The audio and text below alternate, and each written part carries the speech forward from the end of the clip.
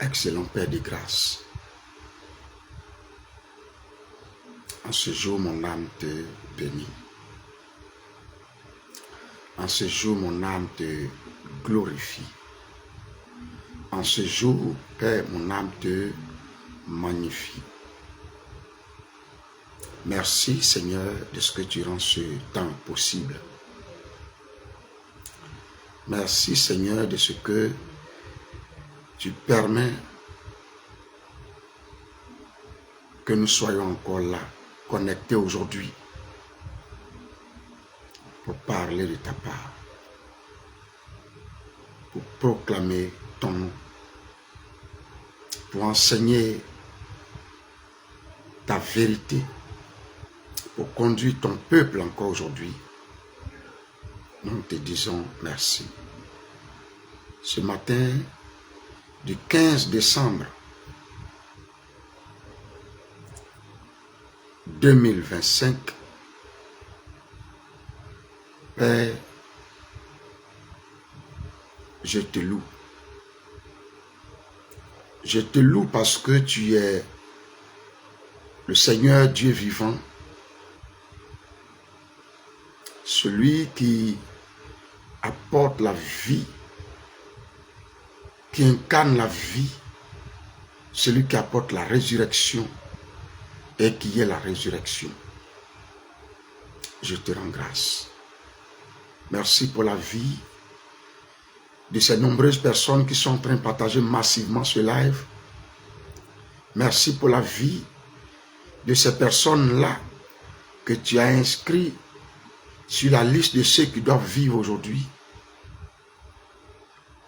En cela, tu nous montres que ton nom donne un sens à notre vie et à notre existence. Nous voulons te rendre grâce. Merci, Père, de ce que tu nous permets d'entendre encore cette parole extraordinaire qui vient tout droit de ton trône élevé. Que la gloire soit à toi seul. Que l'honneur soit à toi seul. À toi seul l'adoration. À toi seul la magnificence. À toi seul la gloire. Au siècle et des siècles. Amen. Shalom, mon peuple de Dieu. Shalom, peuple béni de l'Éternel. Commençons déjà à bombarder dans tous les groupes avec ce message. Commençons déjà à bombarder partout, dans tous les groupes avec ce message.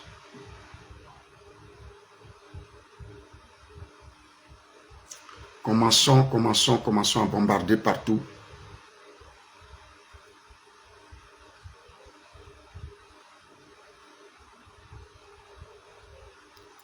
Commençons à bombarder partout.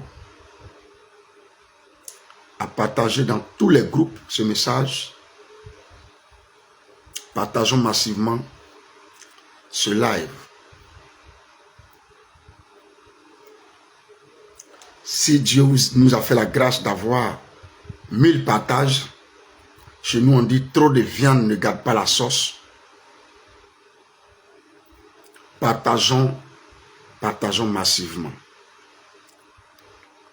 Partageons massivement le live.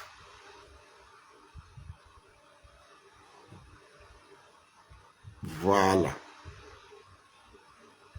Ok. Allons-y avec les partages. Partageons massivement. À 50 partages déjà, je commence le live. Même si je n'ai pas pu terminer. Faute de ce que vous savez. C'est pas grave. Mais à 50 partages déjà, je commence le live. Voilà. Il est 12h02 chez moi. 3 minutes chez moi. Donc à 12h05, on doit pouvoir partager à 50 personnes déjà. Et à partir de là, je commence le live. Je commence à prêcher. Voilà. À partir de là, je commence à prêcher.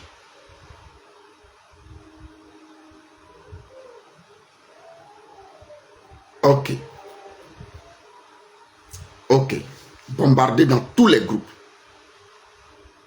Bien-aimés frères et sœurs, aujourd'hui est le lundi 15 décembre 2025. Si vous avez constaté, nous sommes en train de finir précipitamment le 12e mois de l'année selon le calendrier que nous suivons actuellement. Et donc, nous sommes dans 12 mois, nous sommes en train de finir 12 mois d'enseignement, de fraternité, d'amitié, de cohésion sociale, de confiance, 12 mois d'abnégation, 12 mois de profondeur, 12 mois de connaissance, 12 mois de recherche, 12 mois d'apprentissage, 12 mois d'équilibre. Nous sommes en train de finir ce 12e mois. Frères et sœurs,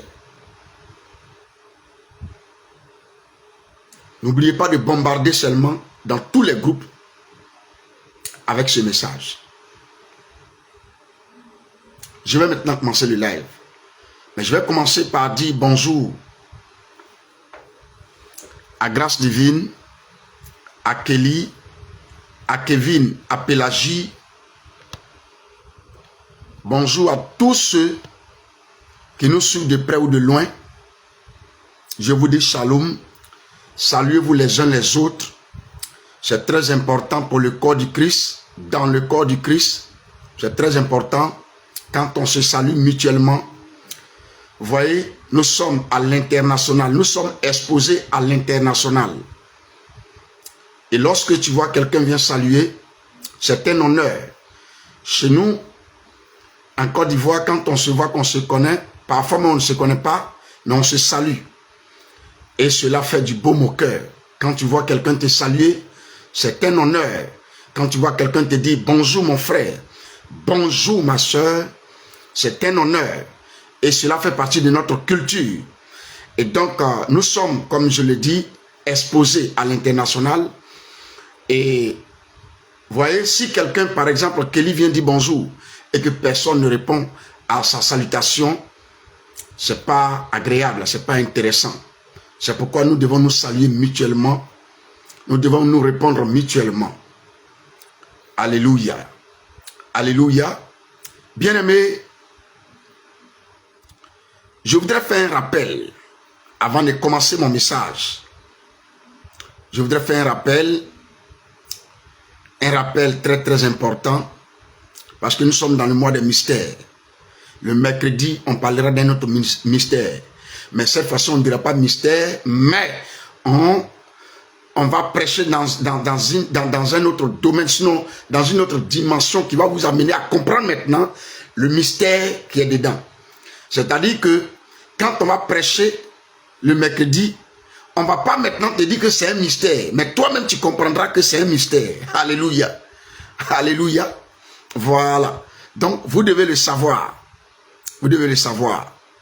Vous savez ici, quand on a commencé le mois, je crois même le vendredi qui nous a permis de parler des mystères, ce vendredi-là, nous avons parlé d'un mystère que je voudrais rappeler ici. Nous avons parlé d'un mystère que je voudrais rappeler ici. C'était le vendredi 28 novembre, où nous avons parlé du mystère de la salive et de la terre. Alléluia. Allez-y encore, le message est sur ma page. À tous ceux qui n'ont pas eu la chance d'écouter ça, qui n'ont pas eu le temps, allez-y réécouter ce message. Le 1er décembre, on a parlé du deuxième mystère. Et on a dit le mystère de l'incarnation. On a parlé du mystère de l'incarnation. Là-bas, on a dit beaucoup de choses. Le message existe encore sur ma page. Allez-y et écoutez. Allez-y réécoutez. Donc, le mercredi 3 décembre, on a parlé du mystère de la transformation de l'eau en vin. Là-bas, on a révélé beaucoup de mystères. C'était un enseignement extraordinaire. Le vendredi 5 décembre, nous avons parlé du mystère de la naissance d'eau et d'esprit. On a parlé du mystère de la naissance d'eau et d'esprit. Bien aimé, on a continué, on ne s'est pas arrêté là. Le lundi 8 décembre, on a parlé du mystère de la transfiguration de Jésus face à ses disciples. Oh yes, c'était fort. C'était vraiment fort. C'était le lundi 8 décembre. Et ensuite, on a parlé du mercredi, n'est-ce pas? Au mercredi 10 décembre, on a parlé du mystère caché du baptême de Jésus-Christ par Jean-Baptiste. Allez-y encore écouter ce message. Il est extraordinaire. Aujourd'hui, le lundi 15 décembre, nous parlons du mystère caché de la présence fréquente de Jésus et ses disciples à Gethsémani. Je reprends. Le mystère caché de la présence fréquente de Jésus et ses disciples à Gethsémani. Écris en commentaire, nous sommes maintenant à Gethsémani. Gethsémani. Gethsémani. Hey. Hey, hey. Gethsémani. Un nom puissant. C'est lourd même à prononcer. Gethsémani. Écris en commentaire, nous sommes à Gethsémani. Bien évidemment, je voudrais vous donner un avant-goût du message prochain, c'est-à-dire le mercredi. Notre nouveau numéro de message de mercredi. Voici le thème. Je vous donne un avant-goût. Parce que je vous ai dit qu'on vous a enseigné seulement sur les mystères. Mais cette fois-ci, on ne dira plus mystère. On va voir vraiment ceux qui sont profonds. Parce que la profondeur appelle la profondeur. Et la profondeur respecte la profondeur. Et donc vous allez remarquer que, comme on ne va pas dire mystère, on va voir tous ceux qui comprendront, n'est-ce pas, le mystère qui est caché dans, n'est-ce pas, ce message-là. Et ce message va porter ce thème-là. La connaissance de la révélation de Christ rend heureux. C'est un mystère. Mais là, je ne dirai pas mystère. Le mercredi prochain, on parlera de la connaissance de la révélation de Christ rend heureux. Alléluia. Est-ce qu'on peut avancer? Écris en commentaire, nous sommes à Gethsémani. Nous sommes à Gethsémani. Partagez massivement ce live, s'il vous plaît. Mais toutefois, permettez-moi de voir le son. Bravo, bravo, bravo à tous ceux qui, par obéissance et humilité, ont écrit cela en commentaire. Nous sommes à Gethsémani. Permettez-moi de vérifier le son, s'il vous plaît. Lisons Matthieu 18. Prenez Matthieu 18, verset 2. Écrivez ça en commentaire. Matthieu 18, verset 2. Partagez massivement le live, s'il vous plaît. Partagez-le massivement, s'il vous plaît. Lisons Matthieu 18. Prenez Matthieu 18, verset 2. Écrivez ça en commentaire. Matthieu 18, verset 2. Partagez massivement le live, s'il vous plaît. Ok, c'est bon. Le son est parfait. Le son est parfait. Amen. Amen. Je peux ouvrir le message. Le mystère caché de la présence fréquente de Jésus et ses disciples à Gethsémani. Gethsémani. Gethsémani. Vous savez, Gethsémani n'est pas un simple lieu géographique. Ce n'est pas un simple lieu géographique, mais c'est un mystère spirituel. C'est un laboratoire de transformation. C'est un hôtel où la volonté humaine, n'est-ce pas, rencontre la volonté divine. Gethsémani. Gethsémani. Gethsémani. Bien-aimés frères et sœurs, vous le savez bien évidemment, j'adore les profondeurs. sur toutes les profondeurs de la parole de Dieu. Et donc, quand vous me voyez frotter mes mains comme ça veut dire que ça chauffe. Ça chauffe. Alléluia. Gethsémani. La Bible montre que Jésus allait fréquemment en Matthieu chapitre 18 verset 2. Non pas par habitude. Ah oui, quand nous lisons, nous pensons que c'est par habitude. Ce n'est pas par habitude, mais par révélation.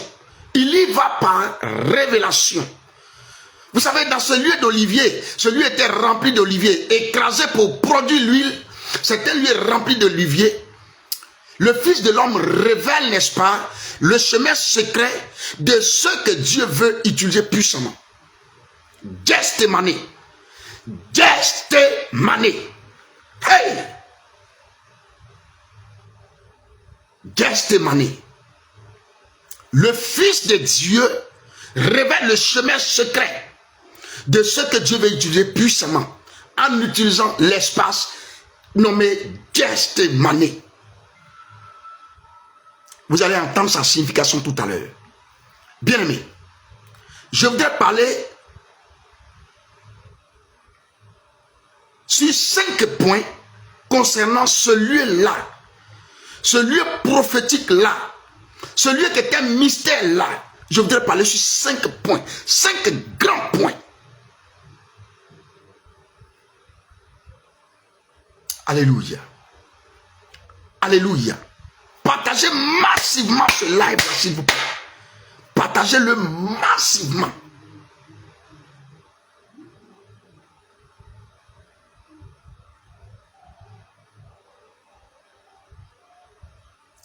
Un jour, j'étais à un programme et un homme de Dieu, l'homme de Dieu qui était au programme, qui était l'orateur principal, a chanté un cantique. Et je voulais partager ce cantique ici avec toi.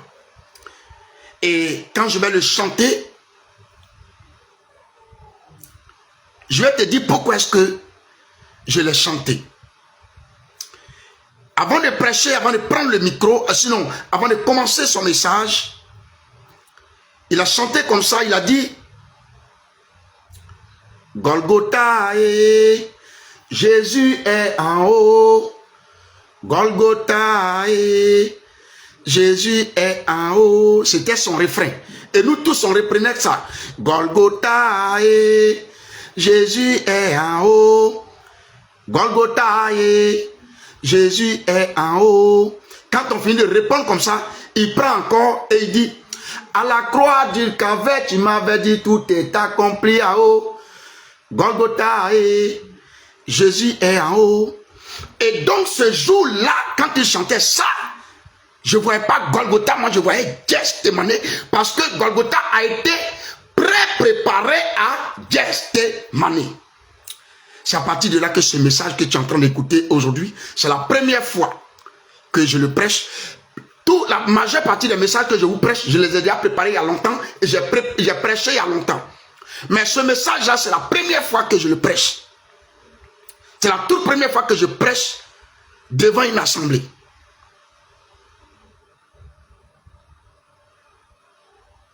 C'est la raison pour laquelle ce cantique m'a touché. Et c'est ce cantique qui m'a inspiré à préparer ce message. Et donc le temps pour toi d'entendre ce message est arrivé. Gethsémani. Bien aimés frères et sœurs. Gethsémani, c'est le lieu du rendez-vous secret entre le ciel et l'homme. C'est le premier point sur lequel je parle. Le lieu du rendez-vous secret entre le ciel et l'homme. Gethsémani. Gethsémani. Vous savez, à Gethsémani, Jésus avait souvent réuni ses disciples-là. J'ai envie de dire fréquemment même, quand il veut prier dans le secret. La plupart du temps, même quand il les laisse, il est seul. Ou il va un peu loin. La Bible dit qu'il va un peu plus loin, il les laisse, il va un peu plus loin. C'est à cet endroit géographique-là qu'il partait. Et Gethsémani signifie quoi ce matin? Gethsemane signifie pressoir à huile. Pressoir à huile. C'est comme c'est une machine qu'on utilise pour presser l'huile. Donc, pressoir à huile avant de produire l'onction. Pressoir à huile. Vous savez, avant de produire l'onction, il faut écraser l'olive. L'huile d'onction, avant de la produire, il faut écraser l'huile. Donc, Gethsemane, par définition, signifie pressoir à huile. Donc, cela signifie quoi? Cela signifie qu'avant d'entrer dans la gloire, il faut passer par la pression. La pression. Et Gethsemane était le lieu de la pression, où Jésus était oppressé, où Jésus était compressé, où Jésus était parfois même comprimé. Il était face à la méchanceté humaine, face à la difficulté de l'humanité qu'il devait porter sur lui. Par l'action du baptême que Jean-Baptiste a posé sur lui, la souffrance a commencé à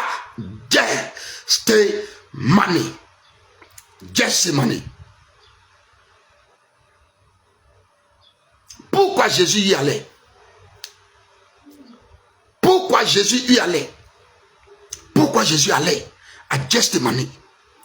Il pourrait utiliser une chambre. Il pourrait utiliser un couloir. Il pourrait même utiliser une tente quelque part. Il pourrait même aller dans les cimetières pour prier. Dans les lieux calmes. Pourquoi il allait à Gethsemane?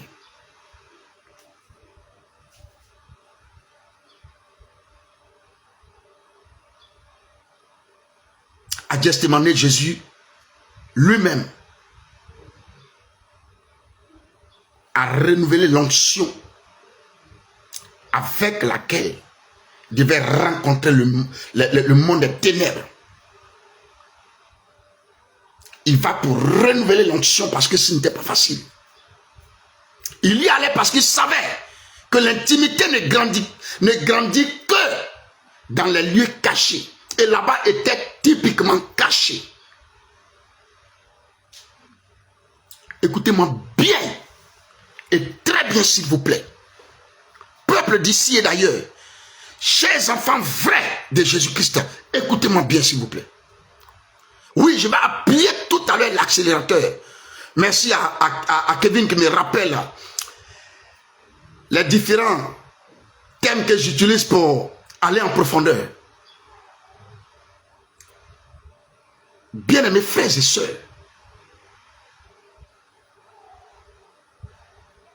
Jésus savait que l'intimité avec Dieu ne grandit pas ailleurs. Mais il grandit, l'intimité grandit, sinon elle grandit dans les lieux cachés. Dans les lieux cachés. L'intimité avec Dieu grandit dans les lieux cachés. L'intimité avec Dieu grandit dans les lieux cachés. Donc Gethsemane était pour lui un sanctuaire privé, un espace où la chair se tait. Gethsemane était pour lui un espace où l'esprit entend. Gethsemane.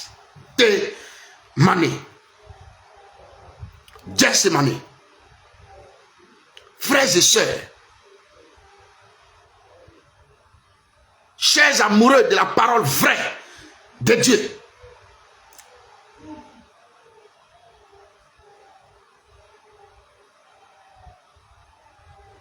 chers amoureux de la parole,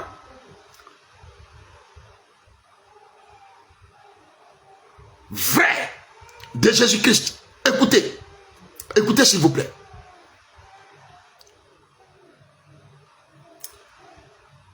Gethsemane était un sanctuaire secret pour lui. Et c'est là que les disciples apprenaient que la profondeur spirituelle n'est jamais publique, mais secrète. La profondeur spirituelle n'est pas publique. Elle est secrète. C'est la plupart des livres, des études, des recherches que nous faisons qui nous permettent de sortir et de ne pas avoir honte, de ne pas tituber devant nos propres écrits. Par la grâce de Dieu, on donne tel que reçu. Parce que dans le secret, il y a des choses qui se font. Gethsemane doit intéresser chaque personne ici présente sur ce live. Gethsemane, tu dois trouver ton Gethsemane dans ta chambre, dans ta maison, en tout cas quelque part, un lieu secret, un sanctuaire sacré. Gethsemane. Vous savez, Dieu ne donne jamais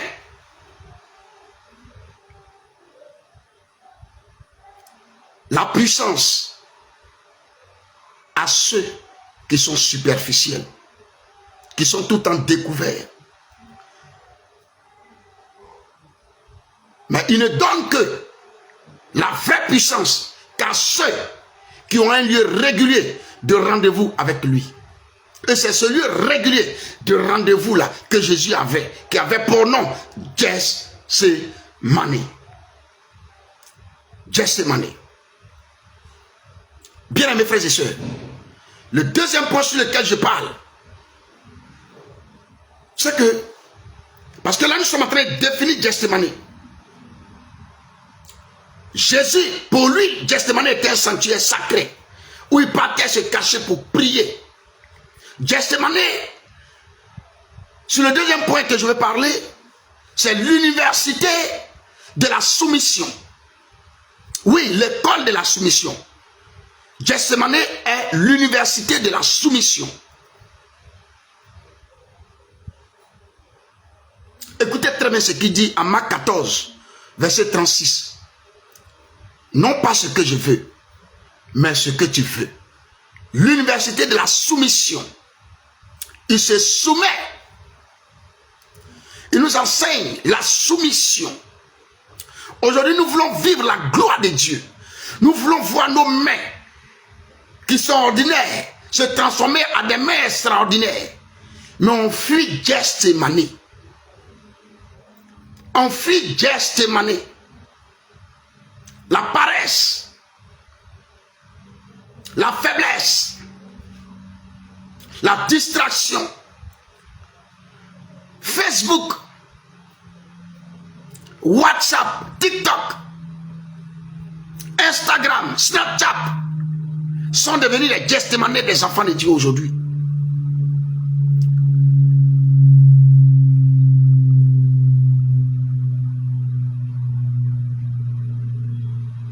Bien-aimés frères et sœurs, Gethsemane n'est pas un lieu d'émotion. Ce n'est pas le lieu d'émotion, mais c'est le lieu de la soumission totale, où on va dire que ta volonté soit faite. Même si la volonté de Dieu ne t'arrange pas, mais tu dois quand même dire que ta volonté soit faite.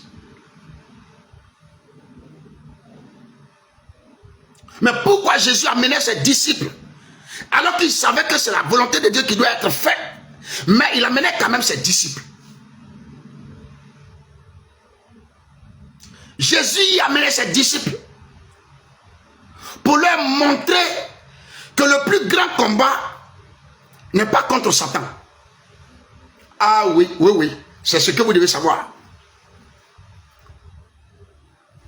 Le plus grand combat n'est pas contre Satan. Le plus grand combat qu'il avait amené n'était pas contre Satan. C'était contre la volonté propre. La volonté propre, c'est-à-dire sa propre volonté. Aujourd'hui, Gethsemane ne se manifeste plus dans notre vie. Parce que nous voulons avoir les choses de Dieu et aussi avoir nos choses. Vous savez de quoi je parle? Nous voulons avoir les choses de Dieu et aussi avoir nos choses. Imagine un instant, j'ouvre une parenthèse, des hommes et des femmes pour qui tu pries dans le secret.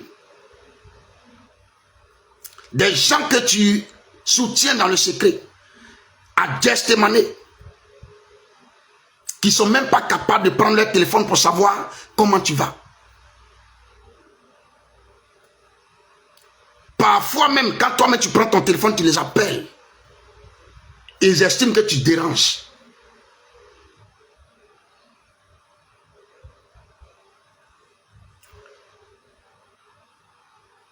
Et souvent, quand tu réfléchis à ça, tu as mal. Tu as très mal. Les gens qui sont liés, qui sont dans des liaisons de famille, qui sont passibles de mort, en cette fin d'année, alors que tu pries pour les délier, comme ils ne savent pas, ils deviennent tes ennemis.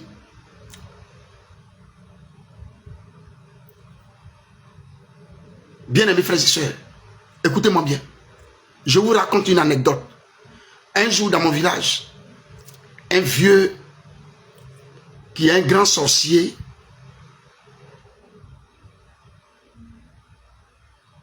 a aidé quelqu'un. Un monsieur a aidé quelqu'un. C'est-à-dire que dans ses promenades spirituelles, il a vu quelqu'un qu'ils ont lié, qu'on va tuer bientôt. Et donc il est en train de détacher et une dame est venue lui dire, laisse-le. Celui-là, il ne respecte pas. Il ne va même pas reconnaître le bienfait. Si tu penses que je mens là, le jour va arriver. Il faut aller essayer de le taquiner. Tu vas voir ce qu'il va te dire.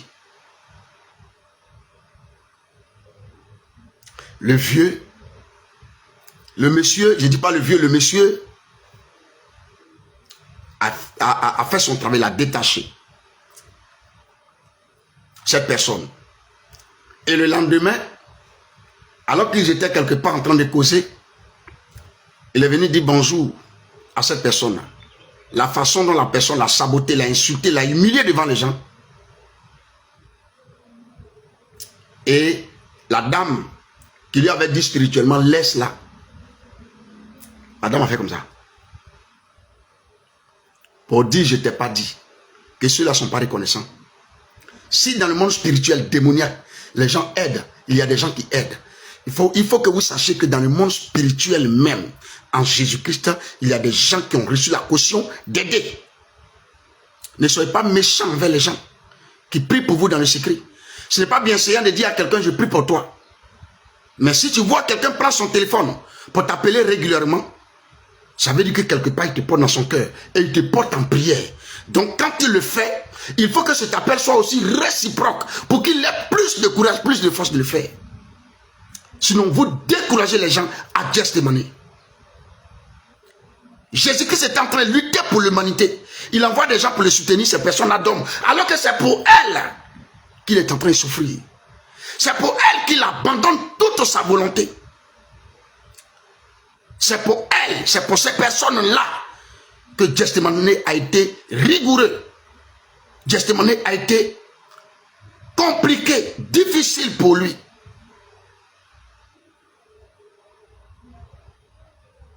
La coupe qu'il devait boire à Gethsémani était amère. Mais il n'a pas regardé l'amertume. Il a dit à Dieu que ta volonté soit faite. Soutenez-moi un peu en prière. Et vous dormez. Bien-aimés frères et sœurs, c'est notre quotidien. C'est notre vie de tous les jours. C'est des choses que les gens voient. Ils veulent aider, mais ils ne peuvent pas. À cause de la méchanceté du cœur. Ça te coûte combien?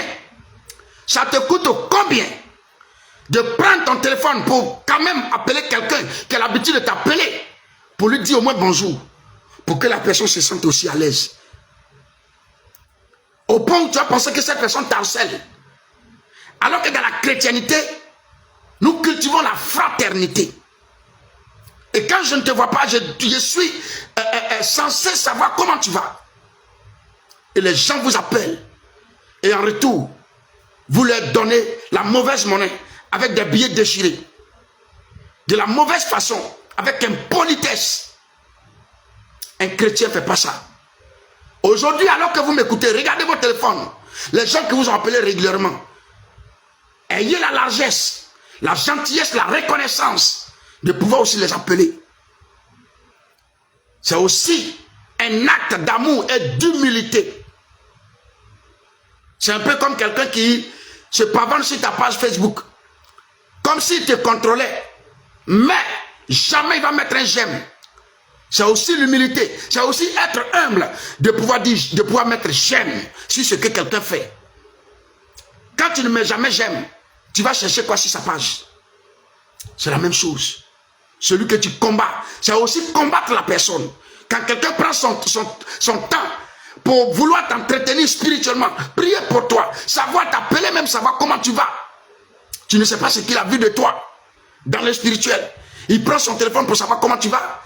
Et toi, ben, non seulement tu décroches comment tu veux, tu es orgueilleux. Tu es orgueilleux et c'est méchant. Et les orgueilleux sont les enfants du diable. Sors de ce groupe-là. Je crois que tu as reçu ta délivrance aujourd'hui. Sors de ce groupe-là. Nous, qui par la grâce de Dieu, on a reçu une petite caution de Dieu pour soutenir les gens, prier pour les gens. Ce que nous endurons dans le secret, ce que nous vivons dans le secret, si on pouvait venir vous dire ça, vous allez fuir la vie chrétienne. Mais on vous appelle pour savoir comment vous allez. Et vous, chez vous, c'est silence radio. Vous êtes impoli. Et ça, c'est être mal éduqué. C'est être mal éduqué. De comprendre que quelqu'un prend tout le temps de tes nouvelles, mais toi, tu ne fais jamais ça. C'est être très mal éduqué. C'est être très mal éduqué. Un enfant de Dieu ne fait pas ça. Changez votre posture, changez votre comportement. Sinon, si vous ne changez pas, quelqu'un va voir le danger venir et puis il va partir ailleurs. Après, il va aller demander pardon à Dieu, mais toi aussi, tu ne vivras plus. C'est aussi ça la vérité. Et c'est aussi ça l'évangile. Oui, oui, c'est aussi ça l'évangile. Arriver à dire la vérité à quelqu'un quand il fait mal. C'est ça aussi la vérité. Et Dieu est dans la vérité. Je fais ma parenthèse. Est-ce que je peux continuer? Alléluia. Donc Gethsémani n'est pas un lieu d'émotion, mais un lieu de soumission totale. Il n'était pas... Il démontrait à ses disciples que le combat véritable n'était pas face à Satan, mais c'était contre la volonté propre. Donc lui tuait sa volonté pour demander la volonté de Dieu, pour demander que la volonté de Dieu se fasse. C'est ça, Gethsémani. Vous savez, c'est à Gethsémani que la volonté de Dieu devient plus forte que la peur de l'avenir. C'est à Gethsémani qu'on voit ces choses-là. Il n'avait pas peur de ce qui arrive, mais il avait peur de ne pas pouvoir faire la volonté de Dieu. C'est pourquoi il répétait que la volonté, que ta volonté soit faite. Que ta volonté soit faite. Que ta volonté soit faite. Bien mes frères et sœurs, Gethsémani est l'université de la soumission. L'université de la soumission. Vous savez, je finis le deuxième point pour vous dire ceci. Que le disciple qui ne passe pas par Gethsémani ne pourra jamais porter une véritable onction. Jamais. Jamais. Le lieu secret où on cherche la volonté de Dieu, où on pleure devant Dieu, où on demande la grâce de Dieu, où on demande pardon à Dieu, où on entend la voix de l'esprit et non la voix de la chair. Tu veux une onction? Voici la porte de l'onction. Gethsémani. Gethsémani. Hier, pour Jésus, c'était un jardin rempli, fleuri d'olives, de plantes d'olivier. Mais aujourd'hui, Gethsémani existe spirituellement. Le lieu secret. Est-ce qu'encore aujourd'hui, quand tu m'entends parler, tu as encore un lieu secret où tu pries? Un lieu secret où toi seul tu te rends pour prier? Tu as encore ça? Tu as encore ce lieu-là? Est-ce que tu as encore Gethsémani chez toi? Tu as encore Gethsémani dans ta vie? Chaque passage de Jésus, chaque acte et chaque action de Jésus est un mystère. Révèle, cache des mystères. Alléluia. Bien-aimés frères et sœurs, je parle sur le troisième point. Gethsémani, le lieu où l'homme est mis à nu devant Dieu. Oh oui, oui. Le lieu où l'homme est mis à nu devant Dieu. Devant Dieu. Devant Dieu. Gethsémani. C'est le lieu où l'homme est mis à nu devant Dieu. Bien-aimés frères et sœurs,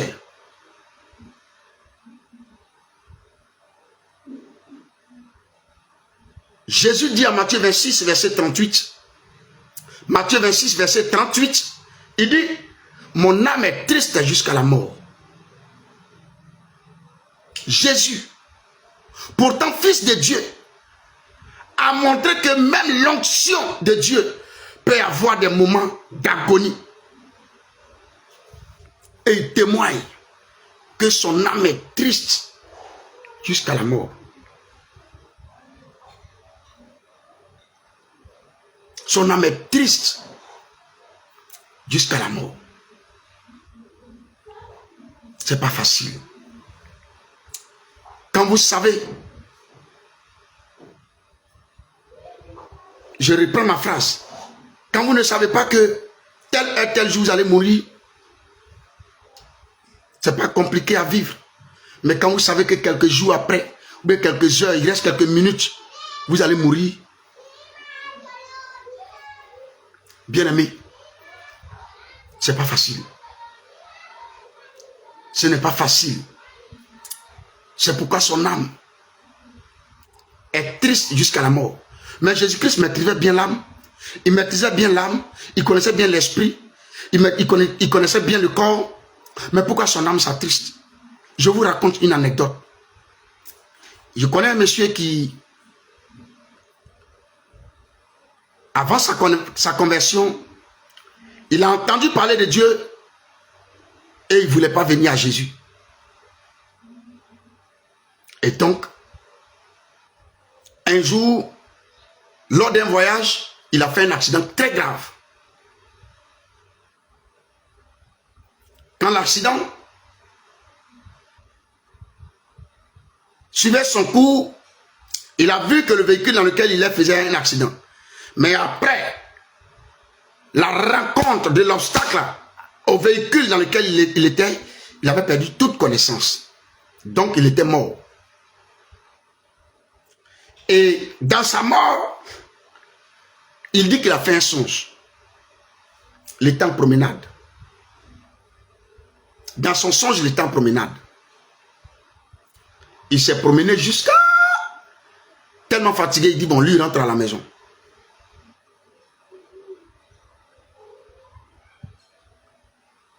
Quand il est rentré à la maison, une grande maison, une belle maison. Et voici maintenant que dès qu'il rentre, net, il se réveille. Et il se réveille baignant dans son sang. Baignant dans son sang. Il avait les dents cassées, le pied cassé, les mains fracturées complètement, baignant dans son sang.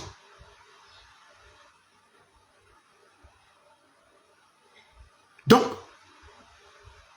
ce songe qu'il avait eu là, où il était en promenade là, c'était quoi? C'était son esprit qui se promenait. Maintenant, la maison dans laquelle il rentre, c'était quoi? C'était son corps. S'il ne rentrait jamais dans cette maison, vous êtes sûr qu'il allait se réveiller? Non. Mais, il était dans son songe, il n'était pas blessé, il n'était pas agité. Donc ça veut dire que ce corps est notre maison. Donc quand Jésus dit, son âme est triste jusqu'à la mort, lui maîtrise l'âme. Il connaît l'âme. Il maîtrise bien l'âme. Celui qui fait l'accident n'était pas triste. D'ailleurs, il n'était même pas conscient même qu'il avait fait l'accident. C'est quand il est rentré dans sa maison qu'il s'est retrouvé dans son corps.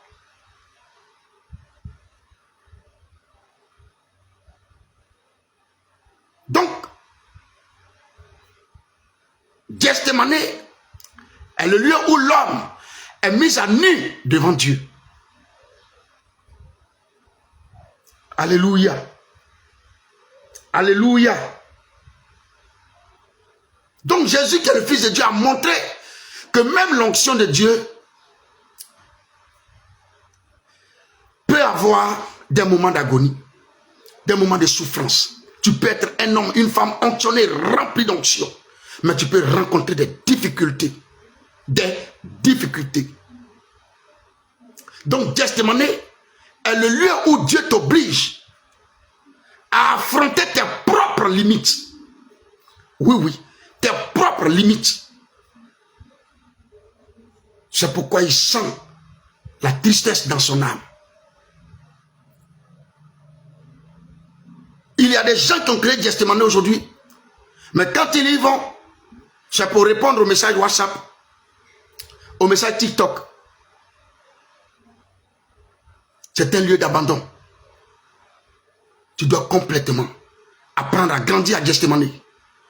C'est ce que nous faisons dans le secret. Je l'ai dit un peu plus haut, je répète, parce que la répétition est d'ordre pédagogique. C'est ce que nous faisons dans le secret, que vous voyez au grand jour ici. Aujourd'hui, quand les hommes de Dieu prêchent, les gens disent, waouh, alléluia, je reçois, je reçois, je reçois. Parfois même, on se pose la question de savoir d'où est-ce qu'il va chercher ces révélations gravissimes là. C'est un ensemble de choses qu'on fait dans le secret que vous ne savez pas, qui nous donne par la grâce de Dieu de venir vous relater la connaissance acquise dans le secret, la connaissance acquise à Gestemane. Alléluia. Parce que, vous savez, j'allais oublier cette partie, c'est que là, à Gestemane, ton âme parle vrai. Personne ne t'écoute. Tu es seul. C'est pourquoi moi, je n'aime pas prier quand les gens sont là. Il y a quand je prie à l'église où les gens sont là. D'accord? Mais quand je viens dans l'intimité avec mon Seigneur, je n'aime pas que les gens soient là quand je parle.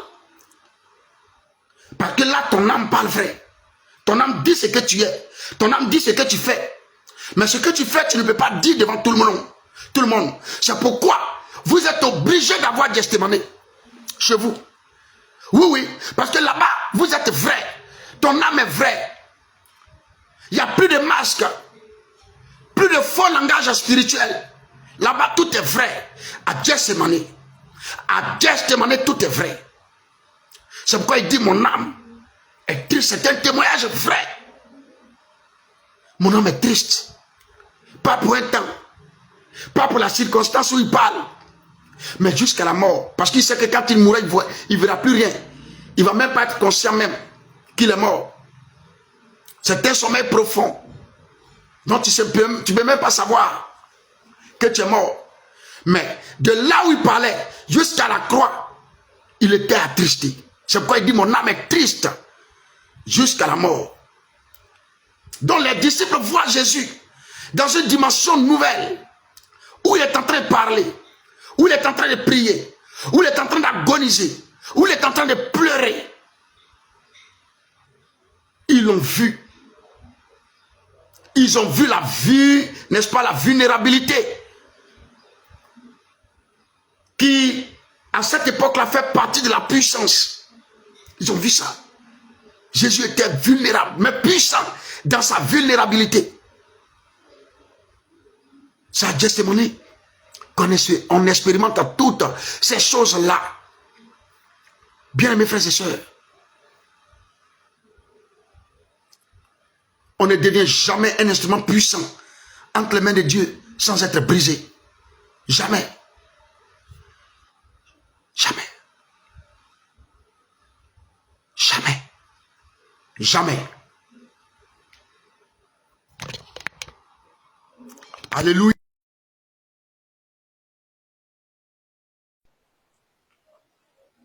Alléluia. Est-ce que quelqu'un m'entend?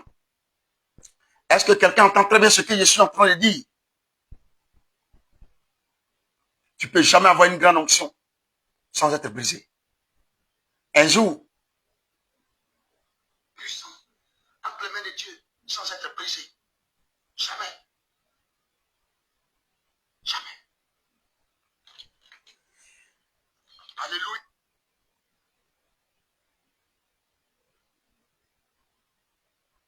Alléluia. Est-ce que quelqu'un m'entend?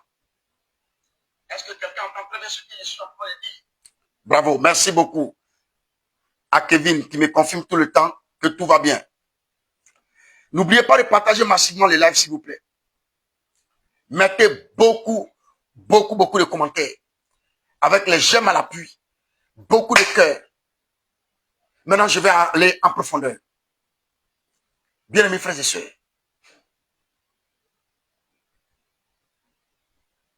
On ne devient pas, je répète, on ne devient jamais Un instrument puissant entre les mains de Dieu sans être brisé. Jamais.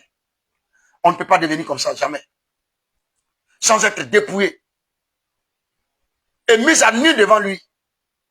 Tu ne peux pas devenir comme ça. C'est pourquoi dans sa nudité, il exprime ce qu'il est. Il exprime ce qu'il a comme sentiment. Il exprime ce qu'il pèse. Mon âme est attristée jusqu'à la mort. Veillez et priez pour ne pas tomber en tentation, car l'esprit est bien disposé, mais la chair est faible. Dixit Jésus. C'est ce qu'il disait. Des paroles sincères, vivantes, mais en bas duquel il y a la tristesse. Partagez massivement, s'il vous plaît. Ce message doit sauver quelqu'un.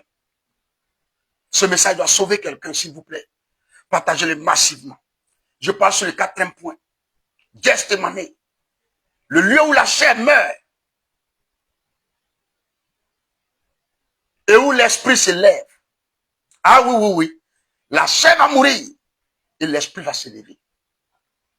Gethsémane. L'esprit est bien disposé. En Matthieu 26, verset 41, il dit l'esprit est bien disposé, mais la chair est faible.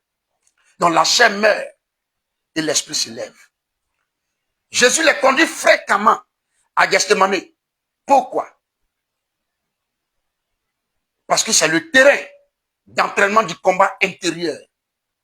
Si vous ne savez pas pourquoi je suis en train de vous dire que chacun doit créer son Gethsémane, c'est que c'est à Gethsémane que tu te prépares. C'est Gethsémane qui est le terrain d'entraînement du combat intérieur. Le combat intérieur. C'est-à-dire, quand tu as gagné tous les combats intérieurs, la victoire va paraître positivement sur ton extérieur et tu auras la victoire en tout temps et en tout lieu. Les vents, les marées, les intempéries vont venir. Je ne dis pas qu'ils ne vont pas venir, ils vont venir. Mais tu vas tenir debout. À Gethsémane, là-bas, tu apprendras à te mettre à genoux devant Dieu. Et c'est lorsque tu sais te tenir à genoux devant le Créateur que tu peux te tenir debout devant la créature et devant les circonstances compliquées de la vie. Je reprends. C'est à Gethsémane que tu vas apprendre à te mettre à genoux devant le Créateur. Tu vas avoir des problèmes de genoux, des douleurs dans tes genoux. Ces douleurs-là sont prophétiquement les douleurs que tu dois rencontrer dans la vie active. Et donc, celui qui saura se mettre à genoux dans la douleur devant le Créateur, saura se mettre debout devant les situations difficiles, compliquées de la vie, saura se mettre debout devant la créature.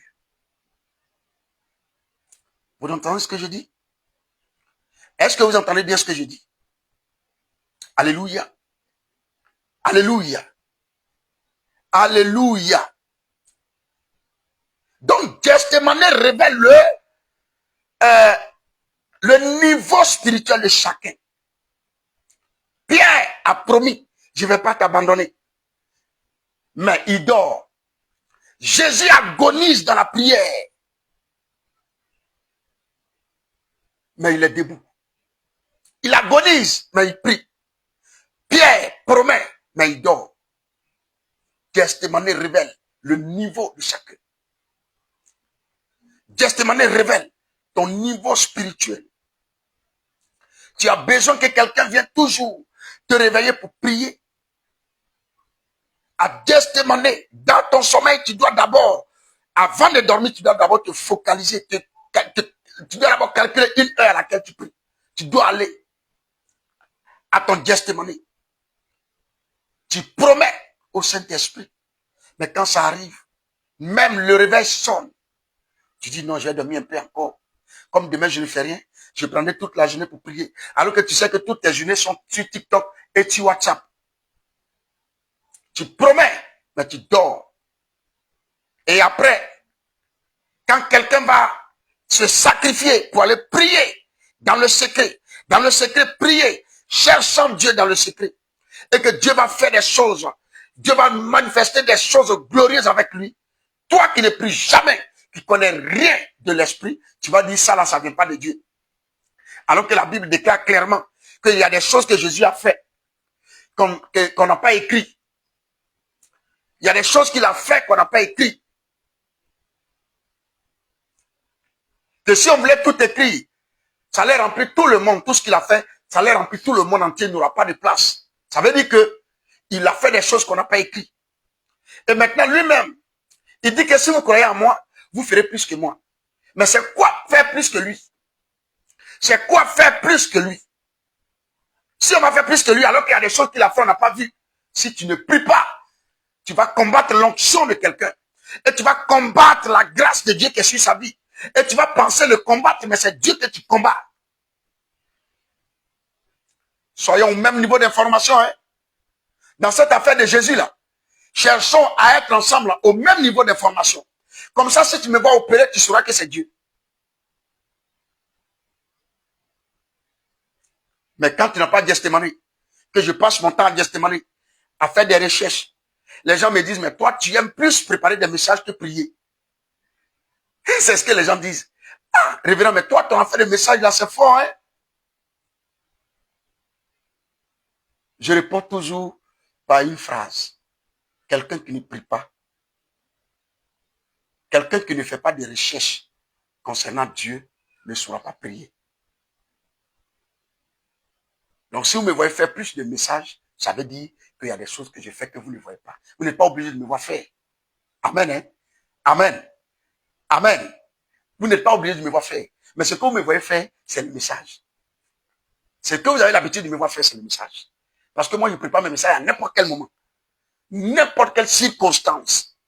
Tu peux être en train de me parler quelque chose que tu auras dit. Dis mon intention sur quelque chose que j'aurais lu. Et donc, alors que je t'écoute, je prépare mon message. Ah oui, ça là seulement. Certains me reprochent ça. Testimony. Révèle le niveau de chacun. Où on voit Pierre qui promet. Et ensuite il dort. Jésus qui agonise. Mais il prie. C'est le lieu où Dieu expose la faiblesse humaine pour la transformer. Testimony. Testimony. Mais quand il dort, cela symbolise quoi? Le sommeil, même le sommeil des disciples a une signification. Le sommeil là, a une signification. Dis avance prophète et puis je te dis. Écris avance prophète et puis je te dis. J'aurais besoin de beaucoup de commentaires aujourd'hui. Écris avance prophète et puis je te révèle ce que cela signifie. Comme ça, tu vas pas faire la même chose. Comme ça, tu vas pas faire la même chose, s'il te plaît. Écris avance prophète. On a presque fini. Hein. Nous sommes au point 4. C'est 5 points et puis on a fini. Alléluia. Écris avance prophète et puis j'avance. Je te dis ça et puis on avance.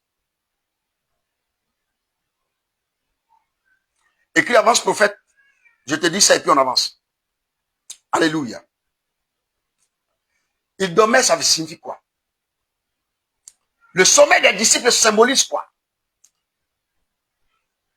Ça symbolise le sommeil spirituel, sinon la négligence spirituelle qui tue les destinées. Nombreux aujourd'hui sont en train de voir leur destinée mourir. Nombreux aujourd'hui sont en train de voir leur destinée mourir parce que ils ont pour richesse le sommeil. L'Esprit de Dieu te dit, prie. L'Esprit de Dieu te réveille à une heure stratégique pour que tu pries. Et toi, tu préfères te taire. Tu te dis comme ça. Et puis tu dors encore. Tu te joues les dangereux alors que tu es en danger. Tu te joues les dangereux alors que tu es en danger. Et quand on va te parler, tu vas dire, Dieu même sait que si son enfant, nous sommes sous la grâce. Donc, Dieu veut que tu parles. C'est pourquoi il te réveille. Il veut que tu parles. C'est pourquoi il te réveille. Mais quand tu dors, tout le temps que l'esprit te réveille, bien-aimés frères et sœurs, c'est comme si le diable t'a porté selon toi-même. Dans ta propre volonté, tu t'es porté l'arme à la main pour tuer ta destinée. Et quand tu meurs, quand ta destinée meurt, c'est toute une génération qui est en train de mourir. Parce que si tu es un homme de prière, tu vas communiquer cette vie de prière à ta maison. Si tu es une femme de prière, tu vas communiquer cette vie de prière à tes enfants. Mais quand toi tu dors, c'est fini. Donc le sommeil symbolisait la négligence spirituelle qui a pour objectif de tuer les destinées. Alléluia. Je finis sur le 4e point pour dire ceci. Pour dire que celui qui maîtrise sa chair à destemandé marchera dans une puissance. Ça c'est clair. Mais quelle puissance? Une puissance surnaturelle devant les hommes. Parfois la puissance surnaturelle se trouve en toi. Tu ne sais pas exactement ce que tu as. Mais quand tu arrives quelque part, tu impactes. Les gens te regardent. D'autres te regardent avec dédain. D'autres te regardent avec jalousie. D'autres te regardent avec envie, avec appréciation. Parfois, tu te demandes, mais qu'est-ce que j'ai pour que les gens me regardent comme ça? En fait, tu transportes le royaume en toi. La puissance du royaume en toi. Alléluia. C'est en cela qu'en ensemble, tu peux tester l'onction. Tu fais comme ça. Tu là, quand il y a un sorcier, il est piqué, il se lève et puis bon, il dit à ses amis, bon, je viens, je fais un tour à la maison, je viens. Il ne maîtrise pas. Là, tu contrôles l'atmosphère. Donc, celui qui maîtrise sa chair, à Gethsémani, je n'ai pas dit partout, mais j'ai dit à Gethsémani. À Gethsémani, où il ne dort pas. Marche avec une puissance surnaturelle devant les hommes. Dernier point, qui est le 5e point. Et maintenant, après, on va prier. Cette prière sera longue. Je l'ai préparée uniquement pour toi. Mais on va prier, tu vas répéter après moi. Mais permets-moi de finir le 5e point. Gethsémani, c'est le lieu où commence la victoire sur les ténèbres. Le lieu où commence la victoire sur les ténèbres. La victoire sur les ténèbres n'a pas commencé à la croix. Ça a commencé à Gethsémani. Parce que pour avoir une victoire, il faut préparer d'abord dans le secret. Alléluia. Il dit, voici l'heure est proche. Matthieu chapitre 26, verset 45 à 46.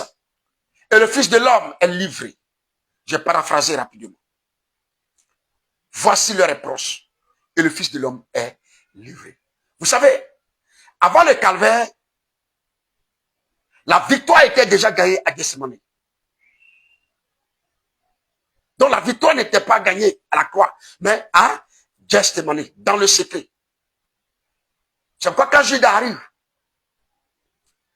il ne peut plus faire d'actes, il ne peut plus poser d'actes de vandalisme, de violence. Il vient par un simple baiser. Parce qu'il a vu Jésus victorieux. Il l'a fait parce qu'il a vu Jésus étant un homme de miracle. Donc selon lui, quand il vend Jésus, humainement parlant, Jésus allait créer un miracle, disparaître. Et puis lui, il gagne l'argent cadeau. Mais ce jour-là, Jésus avait changé de tactique, de tic-tac, ou bien de mécanisme. Et il a démontré autre chose. Prenez-moi. Je suis là. Et ça a déçu complètement Judas. Complètement, ça l'a déçu. Parce que pour lui, toute sa vie, ces 3 ans et demi, il a marché avec quelqu'un qui était un homme tout fait, tout flamme, avec les miracles et les prodiges. Il dit très bien. Je sais que lui, là, il peut disparaître. Ça, c'était sa pensée, ça. Je vais aller le vendre. Et puis maintenant, il va disparaître. Moi aussi, je disparais. Et j'ai eu l'argent gratuit. Mais ce jour-là, il ne savait pas que quand il était à Gethsémani, il était en train de prier pour combattre cette disparition dont lui, il a pensé. Parce que la pensée est une puissance. Mais Jésus n'a pas fait un miracle là. Et Jésus se donne. Et Judas est scandalisé. Il va se pendre. Il avait déjà la victoire avant le calvaire. Gagner la victoire à Gethsémani avant le calvaire. Vous savez, je répète encore que Jésus à Gethsémani y allait fréquemment pour fortifier son esprit avant les confrontations majeures. C'est la raison pour laquelle j'ai dit tout à l'heure que celui qui n'a pas Gethsémani chez lui, après ce message, il n'a qu'à aller créer ça. Parce que c'est lorsque tu es dans le secret, à Gethsémani, en train de prier, en train de crier, en train d'implorer Dieu, en train de chercher la face de Dieu, que tu pourras te tenir devant les combats majeurs, devant les confrontations majeures. La solution viendra. Jésus a dit, partout où on vous livrera, c'est moi qui mettrai la parole dans votre bouche. Mais il va mettre la parole dans ta bouche comment? Quand tu n'as pas d'intimité avec lui. Il doit te dire ce qui doit arriver. C'est dans le secret, à Gethsemane. Il savait comment les choses allaient se dérouler. Partout où on devait le faire passer. Il savait tout ça. Mais c'était dans le secret qu'il savait ça. Arrivé à un moment donné, il a commencé à se faire gagner par la solitude. C'est pourquoi il revient encore voir s'ils étaient en train de continuer à prier. Mais il arrive malheureusement. Tout le monde est endormi. Il repart encore. Parce que quand tu es en train de faire une prière, que tu sais que la personne pour qui tu pries croit en toi, te regarde, te fixe, tu as encore des mots. La sagesse grandit en toi. Et tu pries, tu parles à Dieu concrètement, sincèrement. Mais la distraction peut venir. Ou bien tu peux changer de posture. Dans la mesure où la personne pour qui tu pries, ou bien pour qui tu combats, est endormie ou n'est plus là. Tu vas changer de prière. Quand ils étaient encore en éveil, Jésus priait d'une manière.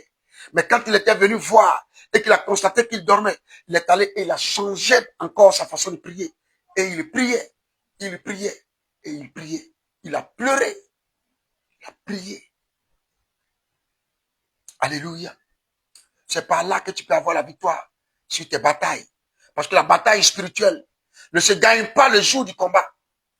Mais dans l'intimité, longtemps avant. C'est pourquoi il a prié longtemps dans l'intimité. Aujourd'hui, tu peux être en train de prier. Mais l'inspiration que tu as reçue pour prier, ce n'est pas pour un combat qui arrive demain. Parce que tu as prié aujourd'hui, donc demain. Je vous assure que la prière est la chose spirituelle qui ne pourrit pas. Donc tu peux être en train de prier longtemps cette saison. Mais c'est pour les saisons à venir que tu as prié aujourd'hui. Est-ce qu'on a arrêté Jésus après la prière? On l'a arrêté à Gethsemane? Pour le crucifier à Gethsemane? Non. Gethsemane était quelque chose qui arrivait. Sinon, la croix, pardon, excusez-moi, la croix était quelque chose qui arrivait. Mais il préparait le support de la croix à Gethsemane. Donc cela signifie que tu peux être en train de prier, je répète, prier, mais toutefois ne pas savoir pourquoi tu pries. Mais Dieu te prépare pour une saison à venir. Parce que cette saison qui arrive, il faut que tu te prépares à ça. C'est quand il est sorti de Gethsemane qu'on l'a arrêté. C'est pas à Gethsemane, dans le jardin, en prière qu'on l'a arrêté. C'est quand il est sorti de là. L'onction était lourde, puissante et vivante sur lui. Il a permis qu'on l'arrête. Mais c'était pour pouvoir supporter la douleur de la chair et la méchanceté de l'homme.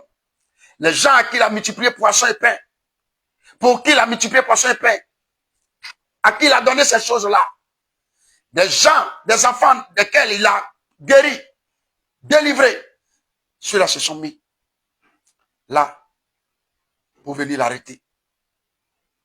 Pour venir l'arrêter.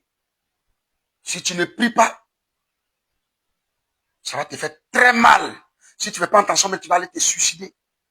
De ce que tu auras vu quelqu'un que tu viens à peine de faire du bien. Quelqu'un à qui tu viens à peine de faire du bien. Aller te convoquer à la gendarmerie. Aller te traduire en justice. Alors que tout de suite là même, c'est toi qui viens de lui faire du bien. Si tu ne pries pas, tu seras déçu. Et si tu ne fais pas attention, tu vas aller te suicider. Jésus, s'il n'avait pas prié, humainement parlant, il allait se suicider. Alléluia. Donc la bataille spirituelle ne se gagne pas le jour du combat. Mais ça se gagne. La victoire de cette bataille-là se gagne dans l'intimité. Longtemps avant que cette bataille n'arrive. Judas savait qu'il trouverait Jésus là. Car Jésus ne changeait jamais son lieu de prière. Et c'est ça le problème du chrétien moderne. Il prie ici aujourd'hui. Les paroles qu'il a prononcées ici, et puis le Saint-Esprit a pris note. Ces mêmes paroles-là, quand il se retrouve devant des assemblées, il s'en va dire là-bas. C'est-à-dire que toi, tu n'as pas de paroles d'intimité. Et puis des paroles en public. Ce que tu dis à l'intimité, c'est ce que tu t'en dis en public. C'est que tu n'as pas il y a un problème. Il y a un problème. Parce que même avec moi-même, ce que je dis dans mon intimité, je ne peux pas venir dire ici. Quand je prie, ce que je dis dans l'intimité, je ne peux pas venir dire ici. En public, je rends grâce.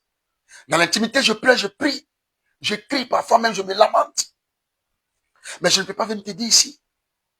Il y a des choses que je dis qui sont vraiment graves.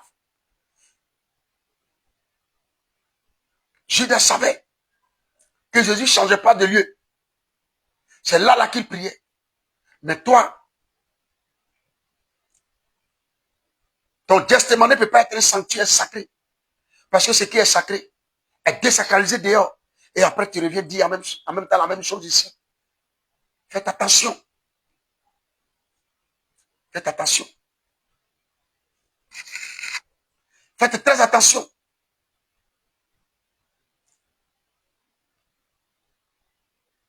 Est-ce que tu as une table de prière chez toi-même? Est-ce que tu as une table de prière chez toi? Tu as une table de méditation? Va chercher Dieu.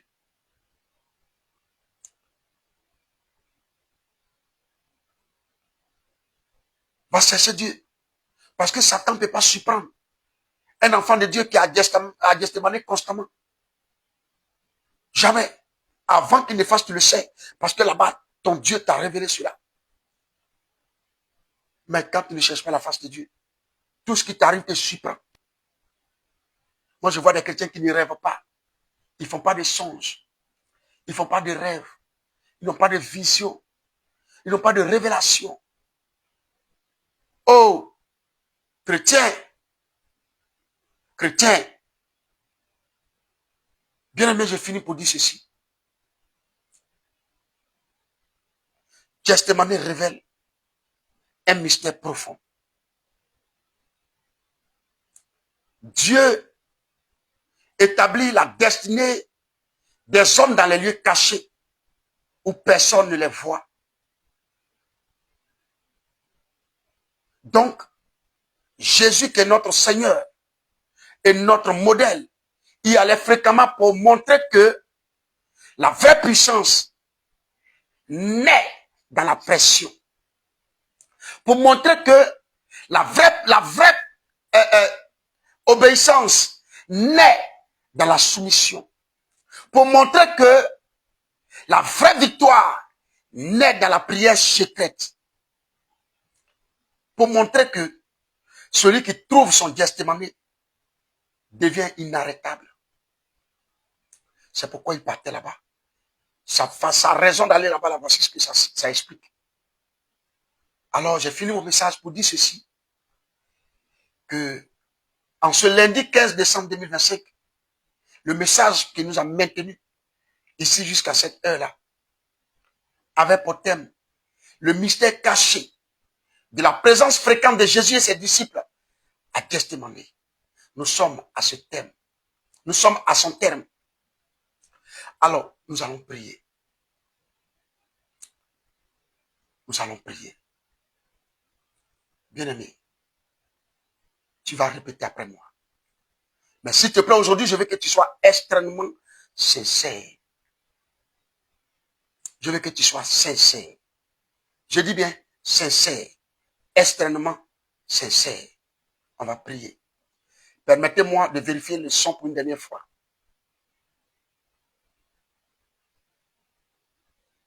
Que Dieu bénisse sa parole. J'avais oublié de dire ça. Que Dieu bénisse sa parole et que cette parole-là trouve une place dans votre cœur. S'il te plaît, aujourd'hui, je veux que tu sois extrêmement sincère. Voilà. C'est parfait, c'est bon. On va prier. Quand je lève ma main gauche, tu vas aussi lever ta main gauche vers moi. Et tu vas mettre ta main droite sur ton cœur. Comme ça.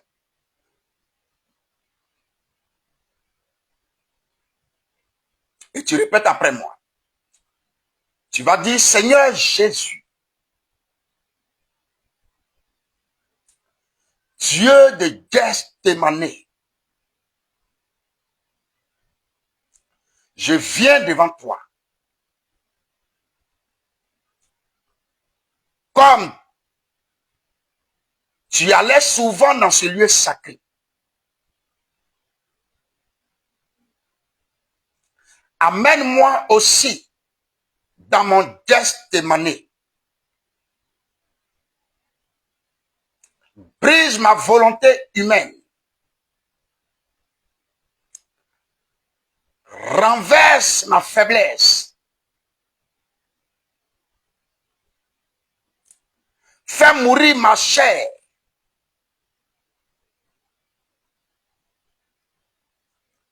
Et fais élever mon esprit.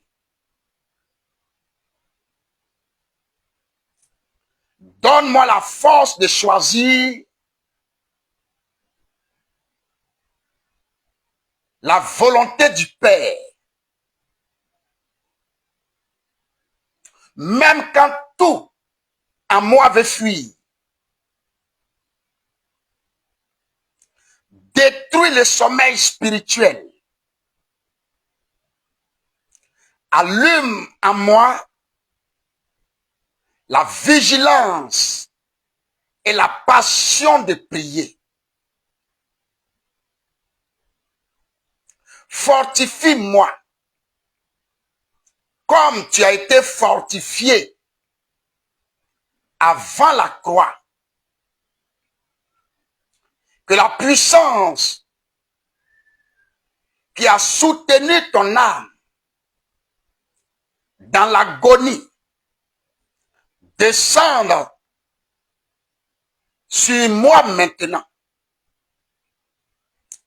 Je déclare au nom de Jésus que ma volonté s'aligne sur celle de Dieu. Que mon esprit prend le dessus. Que ma victoire commence dans la prière. Et que rien ne pourra surprendre ma destinée. Seigneur, fais de moi un disciple constant, obéissant, inébranlable, que la force de Gethsémane me marque, me transforme, m'équipe pour accomplir ton plan. Au nom puissant de Jésus-Christ. Amen. Seigneur, nous te disons merci pour ce message élevé, profond, glorieux. Merci de ce que tu as permis à tes enfants d'entendre, de comprendre, de recevoir.